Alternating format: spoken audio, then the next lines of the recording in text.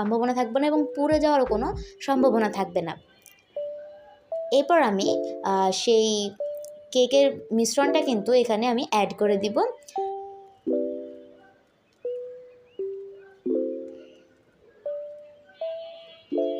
দেখুন এটা কতটা ক্রিমি হয়েছে, এটা কত সুন্দর হয়েছে দেখতে।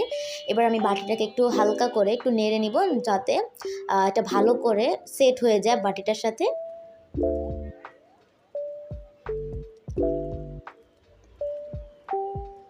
আপনারা যদি আমার মতো এরকম সেমভাবে বানান তাহলে কিন্তু ইনশাল্লাহ আপনাদেরটাও এরকমই হবে।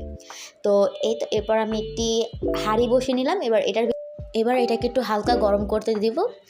হালকা একটু গরম হয়ে গেলে আমরা সেখানে হচ্ছে কেকটা বসিয়ে নিব। কেকটা বসিয়ে এবার আমি এখানে মিডিয়ামের থেকে একটু কম আঁচে হচ্ছে আমি চুলাটা কমিয়ে নিলাম। এরপর আমি